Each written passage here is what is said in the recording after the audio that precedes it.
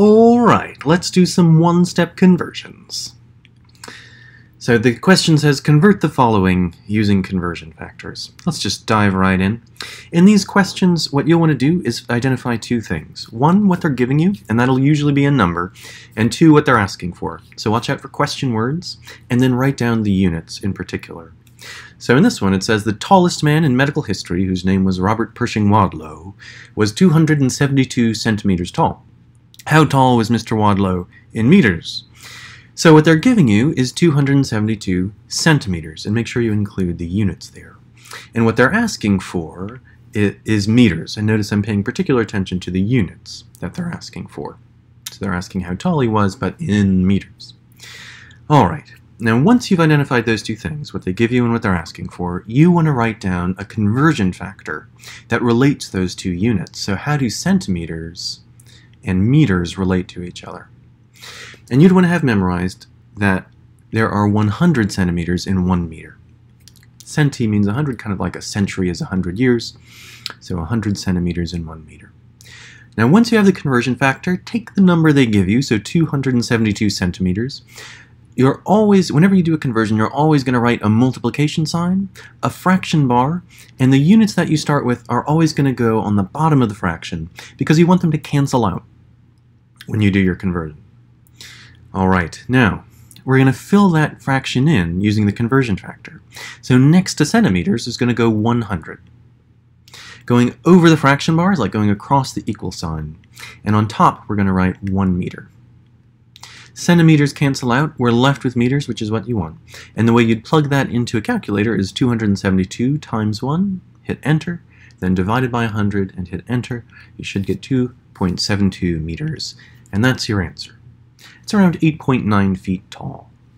Ay caramba. Alright, same thing. We want to identify what they're giving us, look out for the numbers, and then look what they're asking for, and look at the meter, the units in particular. So here it says, an average human stomach has a volume of about 1,100 milliliters. What is the capacity of a human stomach in liters? And in this picture here, the human stomach is just that very bright part right there. Alright, so the number they give us is 1,100 milliliters, and the units they're asking for are liters. So once I've identified those two things, I want to write my conversion factor that relates those two units. So how do milliliters and liters relate? And you'd want to have memorized that there are 1,000 milliliters in 1 liter. Kind of like a millennium has 1,000 liters. 1,000, they're going to be 1,000, I'm sorry, just like a millennium has 1,000 years. There are going to be 1,000 milliliters in 1 liter. Once you have the conversion factor, take the number they give you, always write a multiplication sign, always write a fraction bar, and the units you start with are going to go on the bottom of that fraction so that they'll cancel out. Then you fill that fraction in using the conversion factor. So next to milliliters is going to go 1,000. Going over the fraction bar is like going across the equal sign, and on top you're going to write 1 liter. The milliliters will cancel out. You're left with liters, which is what you want. And then you just plug it into your calculator. So the way to do this would be 1,100 times 1, then hit enter, divided by 1,000, then hit enter. You should get 1.1 liters, and that is your answer. About half the size, the stomach is about half the size of a soda bottle, like the type that comes with a pizza. The question says, an adult human brain has a mass of about 1.4 kilograms. What is the mass of an adult human brain in grams? So, the information they're giving us here, the number is 1.4 kilograms. And the units they're asking for are grams. Now, once I have that, I want to write down the conversion factor that relates those two units. So how do kilograms and grams relate? This is another one you'd want to memorize. There are 1,000 grams in 1 kilogram. So once you have that conversion factor, take the number they give you. Every time you do a conversion, you write a multiplication sign, you write a fraction bar, and the units you start with always go on the bottom so that they'll cancel out. Now I'm going to fill that fraction in using my conversion factor, so next to kilograms is going to go 1. Going over the fraction bar, it's like going across the equal sign, and on top you'll have 1,000 grams. Kilograms will cancel out, you'll be left with grams, which is what you want. and you just plug it into a calculator. So 1.400 times 1,000, then hit enter, divided by 1, then hit enter. You should get 1,400 grams, and that is your answer. Alright, similar problems. It says convert the following using conversion factors. So, the question says there are approximately 0.2 milligrams of gold dissolved in every human body. How many grams of gold are dissolved in a human body? So the number that they give you here, what they're giving you, is that 0.2 milligrams. And what they're asking for, the units they're asking for, are grams. So the first thing we need is a conversion factor that relates those two units. How do milligrams and grams relate to each other? There are 1,000 milligrams in 1 gram. Once we have the conversion factor, take the number they give you. Whenever you do a conversion, you always write a multiplication sign, always write a fraction bar, and the units you start with always go on the bottom of that fraction so that they cancel out. Now I'm going to fill that fraction in with my conversion factor. So next to milligrams goes 1,000. Going over the fraction bar is like going across the equal sign, and on top I'd write 1 gram. Milligrams cancel out. I'm left with grams, which is what I want. And you just plug it into a calculator. For this one, you do 0.2 times 1, hit enter, divide by 1,000, hit enter, and you'd get 0.0002 grams. That's how many grams are dissolved in a human body. Okay, this one says an average human produces approximately 0.98 liters of saliva each day. How many milliliters of saliva is that? So the unit that, or the information they give you, the number they give you is 0.98 liters. They're asking for milliliters, and so the first thing we need is a conversion factor that relates those two units. How do liters and milliliters relate? In every 1 liter, there are 1,000 milliliters. So once you've got that conversion factor, take the number they give you. Every time you do a conversion, write a multiplication sign, write a fraction bar, and the units you start with always go on the bottom of the fraction so that they'll cancel out.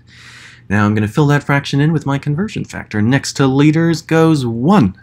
Going over the fraction bar is like going across the equal sign, and on top you'll have 1,000 milliliters.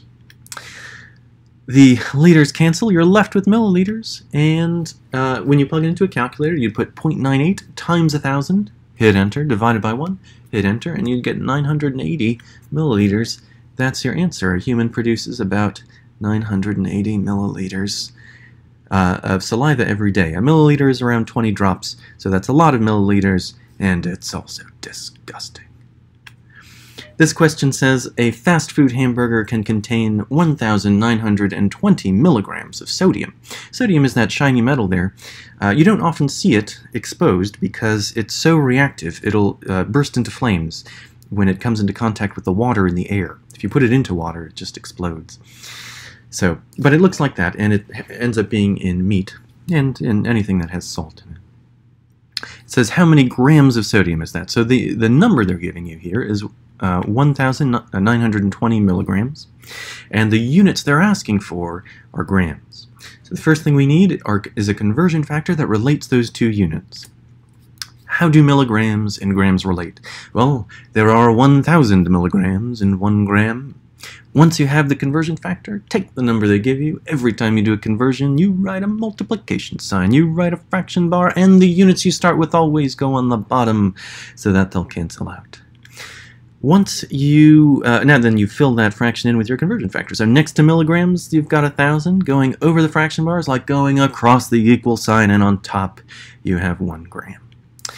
Milligrams cancel, you're left with grams, which is what you want, and you just plug into a calculator. So 1,920 times 1, then hit enter, divided by 1,000, hit enter, you should get 1.92 grams. That's how much sodium can be in a very salty hamburger. Alright, it says if a nurse measures that a patient weighs 172 pounds, what is the patient's mass in kilograms?